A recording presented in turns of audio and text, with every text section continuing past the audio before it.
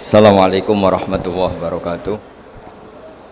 Nahmaduka ya ghafuru ya syakuru wa sholli wa sallim barik ala sayyidina maulana Muhammadin wa ala alihi washabihi ajmain amma ba'du. Lantas kula suwun lah ngaji usul fikih yang serius karena itu menjadikan kita bermartabat. Kula niku sering lepas jenazah tangga-tangga kula nggih penggene ndelok TV, nak bengi nggih ngelamun, ngayal sugih, kadang yo ngapalo tikus sing liwat dhuwure saking ra ono penggawean. Tapi kalau nang lepas jenazah ini orang baik. Sampai bojone protes, "HP opo lho Gus angger bengi iku mau ngelamun ngitung tikus liwat, ngitung apa." Terus kula matur, ngitunge aja ngono, ngitunge tarokal ma'asiya. Wong ning omah itu artinya tidak dugem, tidak nglakoni maksiat. Itulah yang menjadikan usul fikih itu ilmu yang sangat terhormat. Coba kalau Anda jadi pakar usul fikih kayak saya, mau kaji betul usul fikih. Orang tidur semalaman jangan bahasakan tarokat tahajud, wa tarokal witro, wa taroka qiyamal lail. Tapi bahasakan taroka zina, wa tarokal ghibah, wa taroka kada wa kada minal ma'asi. Keren buatan? Keren. Kalau kamu udah ahli usul fikih maka kiai kok amen turu. Kiai kok guyon suwengi. Lu kiai guyon suwengi itu melawan. Kiai itu ustaz juga manusia. Karena bengi ku ya kepen nonton. Tapi kan buatan pantes. Akhirnya korbannya santri ini dijak guyon gak jelas. Lah apel neng rodo ya ora pantes. Ngelawan nafsu itu berat, caranya ya dilalek-lalekno guyon niku. Lah muga-muga malaikat kabeh ahli usul fikih nganggep ngono iku perlawanan terhadap keinginan apa maksiat. Ngaji ora. Malaikat ngaji ora. Makanya itu disebut di kitab usul fikih Tanghubul Usul itu izma min mubahin illa wa yatahaqqaqu bihi tarku haramim ma fa'il zamu minas sukun tarkul qatli wa minas sukut tarkul ghibah. Tidak ada sesuatu yang mubah kecuali saat Anda lakukan, saat itu juga Anda meninggalkan keharaman. Maka sebetulnya mubah ini punya nilai yang luar biasa, yaitu tarkul haram atau tarkul ma'asi. Jadi sawangane sampean nang omah kukar kukur mlebu metu, kukar kukur meneh mlebu metu, bariku turu angop ngorok. Nah, semoga malaikat ini al-usuli sehingga ngitung itu hada tarokal ma'asiyah kullaha. Hebat. Ini orang yang tinggal napa? Maksiat. Tapi nak malaikat itu jenis rada ekstrim. Alumni kempek suwengi ra tahajud ora witir ku alumni opo? Mulane kalau niku ngaji usul fikih terus supaya diperdengarkan ke malaikat. Supaya teorinya pakai usul napa? Fikih. Jadi kalau melihat kita melakukan mubah niku dihitung tarkul napa? Ma'as. Nah, ini pentingnya ngaji. Kalau nate ditanya sama seorang dosen, "Gus, masa iya Quran yang katanya mutu semutu-mutunya, kemudian ada ayat kulu washrobu, mosok urusan mangan, gak usah disuruh orang juga makan. Terus kualitasnya kulu washrobu itu di mana?" Terus kalau jawab, terus sorokan yang penting apa? Rapat utawa seminar. Ndak ada rapat, ndak ada seminar itu kamu ndak mati, tapi kalau nggak makan itu mati. Penting mana? Ya penting makan. Lah iya, jadi orang itu lupa kalau sesuatu yang seserius itu karena menjaga nyawa, yaitu makan. Terus karena makan tuh hal yang murah dianggap biasa, itu bahaya. Sehingga sebetulnya yang kita bisa jadi wali lewat hal-hal keseharian tidak bisa jadi wali karena tadi saya punya hadis ini mudah sekali untuk Anda jadi wali, bahkan di atas wali lah. Inna woha ta'ala layar do anil abdi, pakai inna masih pakai lam taukid. Inna woha layar do anil abdi ayakulal aklata fayahmadahu alaiha aw yasroba syarba fayahmadahu alaiha. Allah itu sangat ridho ada orang makan satu asupan kemudian dia muji Allah. Loh, orang tidak punya alpat itu tidak mati, tidak punya tanah ribuan hektar itu tidak mati, tapi kalau nggak makan sesuap nasi mati. Penting mana? Penting makan. Tapi gara-gara kamu tamak untuk syukur nunggu punya alpat, untuk syukur nunggu punya tanah banyak, Anda ini bodoh. Mau syukur saja syaratnya kok banyak. Jadi sebetulnya kalau kita mau jadi wali itu cukup setiap makan itu kamu syukur. Fayahmadahu alaiha aw yasroba syarba fayahmadahu alaiha. Makanya wali-wali dulu kalau didik raja yang sedang berkuasa itu ditanya, kamu raja besar, punya pengaruh besar, andaikan kamu di padang pasir dan kemudian Anda tidak mendapatkan air sama sekali, sama sekali. apakah kamu menggantikan kerajaan kamu demi beli satu seteguk air? Iya, akan saya beli karena saya kalau tidak minum mati.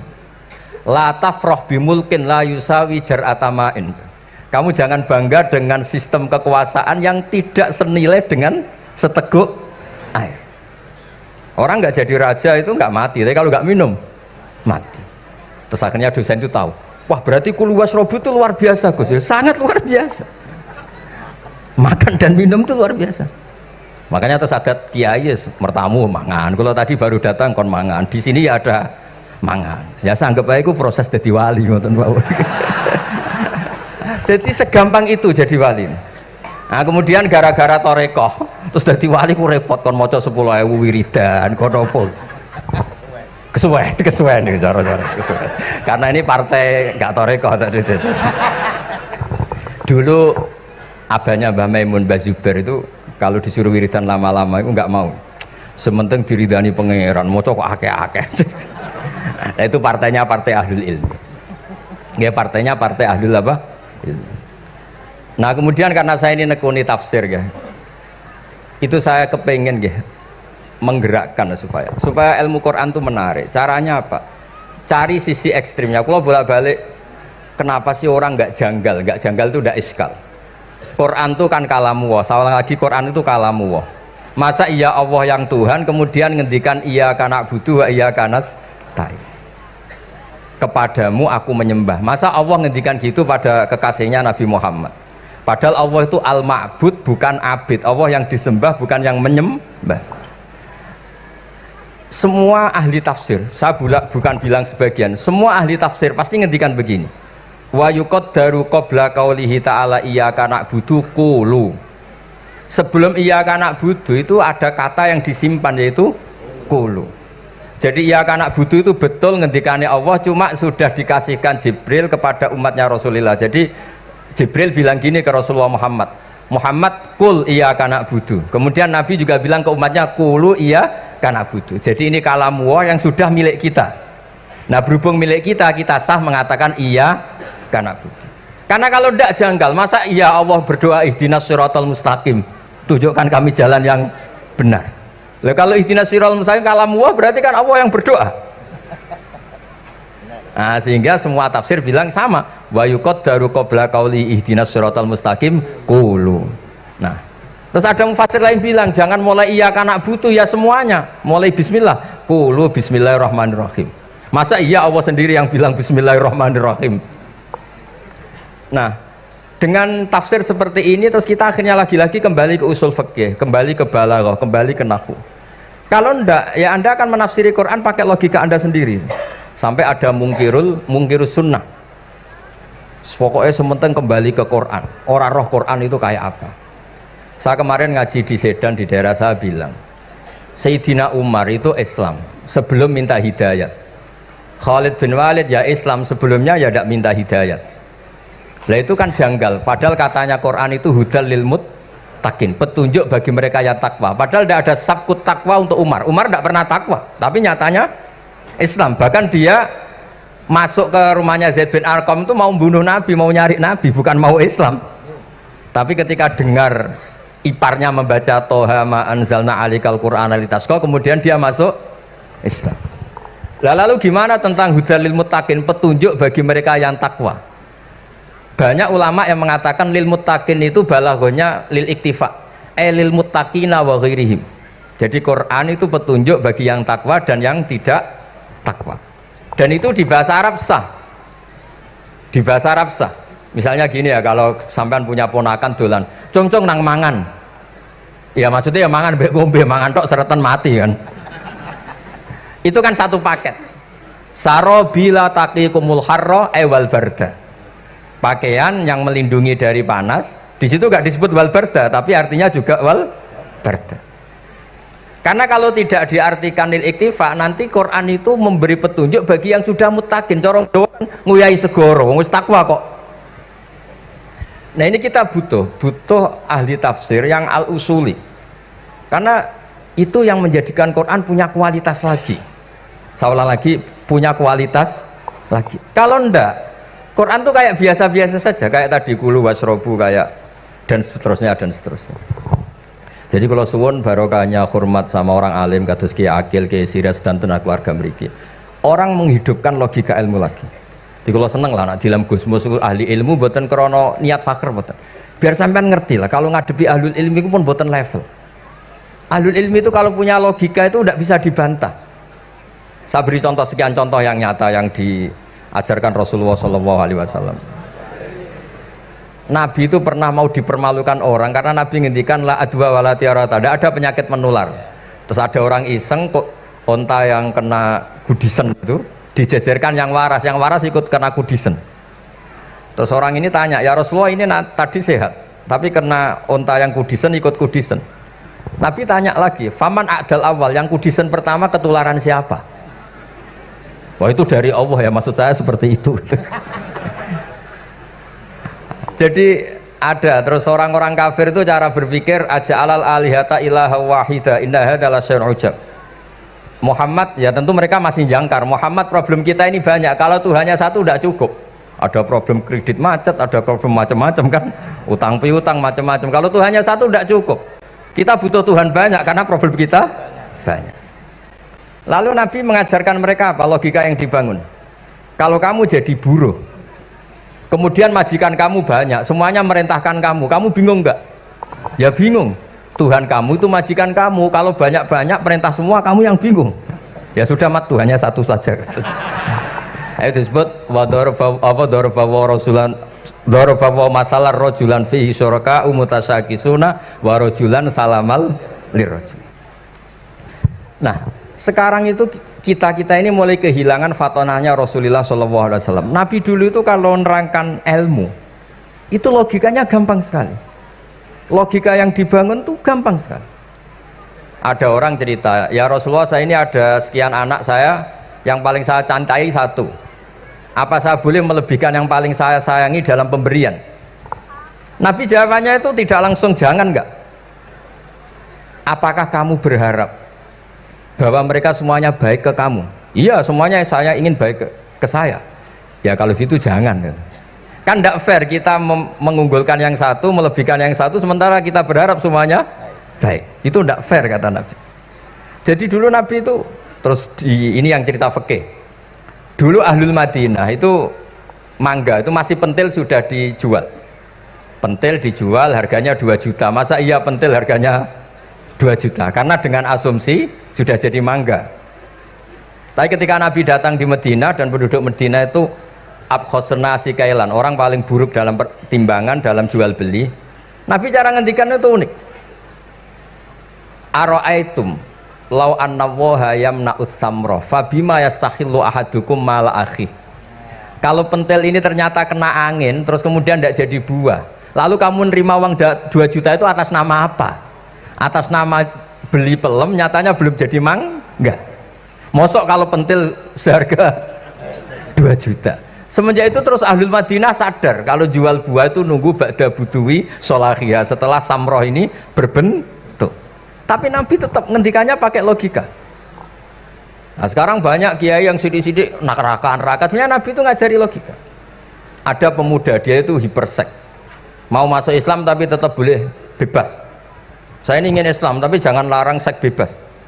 Wah itu sahabat semuanya melarang ketemu Nabi karena ini ngawur betul, masa pamit Islam kok. Tapi setelah gaduh Nabi tanya, kenapa gaduh? Ada pemuda mau masuk Islam tapi yasta'izinu fi zina, dia minta izin supaya tetap boleh zina. Kata Nabi, suruh ke saya ke sini.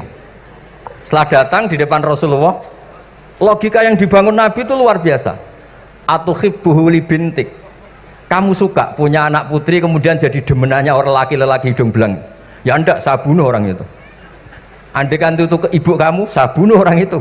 Atuhibbuhu li bintik, atuhibbuhu li ummik, atuhibbuhu li ukhtik, atuhibbuhu li kholatik. Kamu suka punya anak putri yang jadi demenannya orang? Ya tidak suka ya Rasulullah. Kamu suka kalau punya ibu didemeni orang banyak? Ya tidak suka Nabi. Sampai otaknya itu yastakbihu zina, sehingga otaknya itu wah zina itu buruk betul. Akhirnya ya Rasulullah sudah, saya mau se-Islam tanpa zina-zina. Karena logika yang dibangun Nabi itu luar biasa. Nabi pertama mengingatkan atuhibbuhu li bintik, atuhibbuhu li ummik, atuhibbuhu li ukhtik, atuhibbuhu li kholatik. Sampai dia ini nggak bisa apa-apa. Sudah Nabi sudah. Jadi logika ini yang harus kita waris. Lagi-lagi kembali yang bisa waris itu ahlul ilm. Sama itu kan kayak diskusinya Nabi Yahya dan Nabi Isa. Nabi Yahya itu suka berkawan orang-orang soleh. Setiap berkunjung di mana itu nyari yang orang-orang soleh. Ditanya kenapa kamu berkawan orang soleh? Ya berkawan orang soleh itu asik. Tapi kalau Nabi Isa enggak. Kalau ada desa-desa yang masih hitam, masih merah itu dikunjungi, kemudian dibina. Ditanya sama Nabi Yahya, lima anda tanzilu ala syirarin nas, kok kamu kumpul orang-orang yang kayak gitu? Jawabnya beliau, innama ana tabibun udawil mardo. Di mana-mana Nabi itu ya dokter, di mana-mana dokter menyembuhkan yang sakit. Jadi dulu logika kebalikan itu dibangun, sehingga dulu ulama khilaf itu ikhtilaful a'immah apa? Rahmah. Masyhur itu. Saya sering cerita dan itu ada di kitab Khilyatul Auliya. Nabi Yahya itu lebih ceria. Nabi Isa itu agak sering cemburut. Atau kebalikannya, pokoknya yang satu tuh mali aro ka'abisan ka'annaka taqnatu mir rahmatillah. Kamu kok sering cemburut, seakan-akan rahmat Allah itu terbatas. Wong kok ra iso syukur. Yang satu gojlok mali aro ka dohikan ka'annaka ta'manu mim makrillah. Kowe kok guya-guyu, kok is bebas kon neraka wae gitu. Nah, sehingga ya itu tadi sudut pandang. Makanya saya sering cerita dulu kalau Said Abdul Al-Haddad itu tanya, "Cung kowe ngaji sopo?" Ngaji si A. Kiaimu tahu nangis? Ndak. Ojo ngaji. Kiaimu ati atos, kiai kok ora iso nangis. Tapi kalau Abdul Hasan Asadili kebalikan, "Cung kowe ngaji sopo?" Ngaji si A. Kiaimu tahu guyu nak ngaji mboten nate. Ora usah ngaji wong ora iso syukur. Jadi nah itu yang akhirnya menjadi keseimbangan khaufau wa tama. Ada khauf, ada apa? Roja. Sehingga karena sudut pandang itu nggak bisa dihilangkan, sawalangnya nggak bisa dihilangkan. Ini yang sering diceritakan kisah itu kakaknya ini. Dulu Muhammad bin Hasan Asy-Syaibani, Imam Syafi'i itu lama sekali beliau jadi ulama top yang suka fikir. Dianggap fikir itu aman, ngeringankan hisab. Nggak jenengan fikir yang dihisab malaikat apanya kan? Kan nggak bisa ngisap jenengan, apa saja tidak punya, punyanya problem. Nah setelah ngaji sama Imam Malik, Imam Syafi'i tanya, yang ilmunya setingkat jenengan siapa? Kata Imam Malik, sebetulnya Abu Hanifah, tapi orangnya sudah meninggal, tapi ada muridnya namanya Muhammad bin Hasan Asy-Syaibani. Kamu ke sana dari Madinah ke Irak, dulu tempatnya di Baghdad. Setelah di Irak, Muhammad bin Hasan Asy-Syaibani itu kalau ngitung uang tuh di meja, emasnya tuh banyak, uangnya banyak, dia hitung di meja, malah kaget. Saya ini gedeng kiai kedunyan, ini ketemu kiai kedunyan. Ya karena Muhammad bin Hasan Asy-Syaibani itu wali, kamu tanya, kamu heran ya ada kiai kaya? Iya. Ya sudah, kekayaan ini kasihkan orang fasik, biar dipakai demenan, dipakai mabuk, dipakai ini. Terus, ya jangan, kalau kena orang fasik bahaya, jenengan saja. Semenjak itu Imam Syafi'i mulai rodok seneng duit. Jadi ada ceritanya, kok diangen-angen, nah terus keterusan umatnya kayak gini-gini tuh. Jadi ini cerita nopo istihad, apa cerita nopo istihad. Sama pangkat juga sama. Gue seneng nak orang soleh-soleh tidak ikut ngurus negara ini, mau dikemanakan negara ini. Tapi ada yang berpikir, gue seneng nak orang soleh terkontaminasi. Ya sudah monggo, sing serapayu jabat, gih berpikir zuhud. Sing payu yo berpikir politik. Yang penting semuanya itu berdasar ilmu. Yang penting itu semuanya berdasar apa? Ilmu. Karena ilmu ini basis yang paling diridani Allah Subhanahu wa Ta'ala. Masyhur itu di Ihya sering diceritakan Imam Ghazali, ana alim uhibbu kulla alim. Kata Allah, saya ini alim dan sangat mencintai orang alim. Karena orang alim ini yang tahu perspektif. Orang yang enggak, yang ngiranya, saya ulang lagi, yang ngiranya itu enggak ilmiah. Di depan orang alim itu sangat-sangat apa? Ilmiah. Yaitu tadi misalnya ada ayat wa min ayatihi manamukum billaili wan nahar. Masa iya tidur yang ngorok semua turunnya secara jelas kok jadi wamin ayati. Tanyakan ahli medis, sistem tubuh kita kalau nggak tidur tuh kayak apa rusaknya. Dan toat pas-pasan ini satu-satunya solusi yo turu. Bengi ngempet kepen delok dangdut, delok dugem. Bareng turu jebule esuk wis bar, alhamdulillah. Cara melek iman kamu seberapa? Tarikan-tarikan maksiat posisi kamu terjaga, bisa kalah kan? Tapi kalau tidur sukses kan tarkul maksinya. Nah, karena tidur itu sukses menghilangkan maksiat disebut wa min ayatihi manamukum billaili wan nahar. Sampai Imam Ghazali ngendikan di makalah itu, sehingga nanti ibadahnya umat ini di akhir zaman an-naumu, ibadah terbaiknya itu tidur. Nah niku mulane maksud kula ngeten lho. Sampeyan anut jalur wong alim dhewe turu ya ibadah, tengok-tengok ya ibadah, jagongan nggih ibadah, gojol-gojolkan ambek kanca nggih napa? Ibadah. Karena ini semuanya kul bi fadlillah bi rahmati fa bidzalika napa? Falyafrahu. Tapi kalau kamu tidak punya basis ilmu, adanya suudzon. Kiai kok jagongan guyon sewengi ku kiai opo? Kiai kok turu sewengi ku kiai. Karena basisnya ndak ilmu. Padahal jelas ketika Rasulullah bikin urutan kebaikan, pertama Nabi ngendikan kamu menolong orang.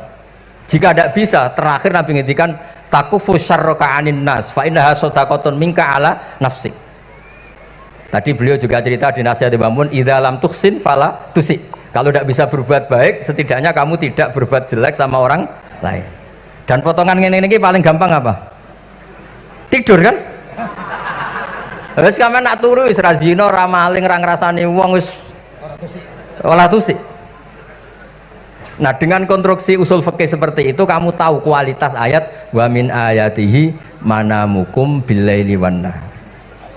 Ya sama, ternyata makan itu yang menjaga nyawa, ternyata makan itu yang menjadikan syukur. Kalau kamu nggak percaya puasa, sama nak poso gedang goreng mewah, gedang goreng mewah, air satu teguk itu mewah. Makanya kalau lama dulu ada santri kepengen mangan enak, ya saya ingin mangan enak gini-gini, caranya gimana? Itu rumusnya ada sate, ada mie ayam.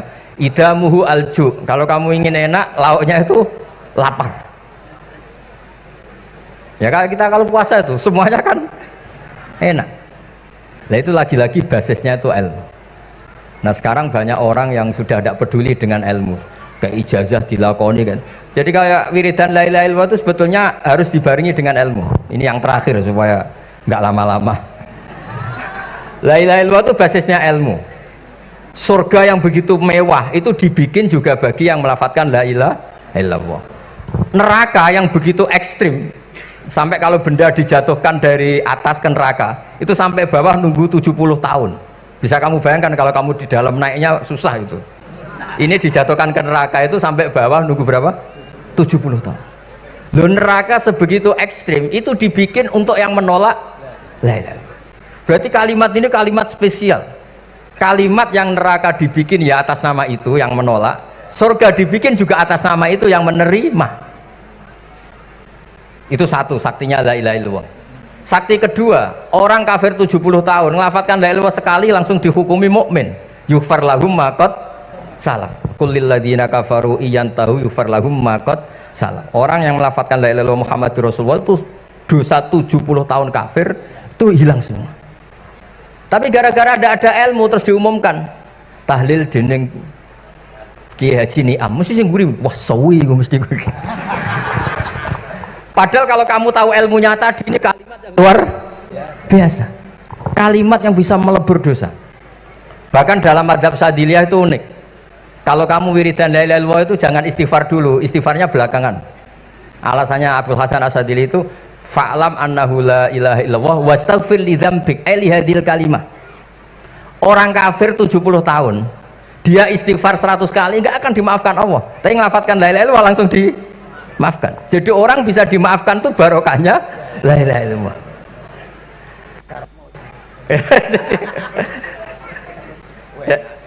Ya kan? Jadi orang kafir 70 tahun wirid istighfar 100 kali atau 1000 kali dimaafkan enggak? Enggak kan?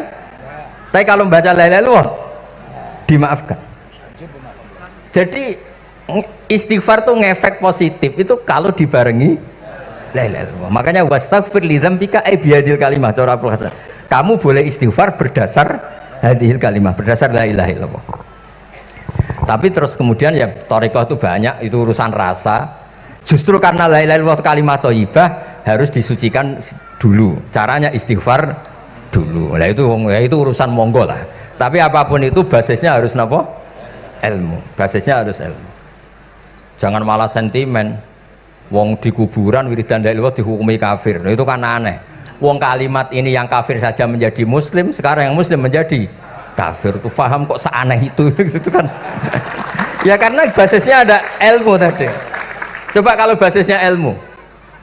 Itu kan aneh betul. Hadil kalimah kalimatun sara bihal kafiru musliman. Fa kaifa saral muslimu bidzalika kafiron. Ini kalimat yang kafir saja menjadi muslim. Masa dengan kalimat yang sama yang muslim menjadi aneh enggak? Aneh. Jadi kalau suwon pokoknya basis ilmu harus sekuat-kuat. Ini caranya gini nagih kiai kon sregep mulang aja politik terus ngoten. Tapi politik itu bagian dari ilmu, wis ra iso diterangno. Ya ngoten mawon. Assalamualaikum warahmatullahi wabarakatuh.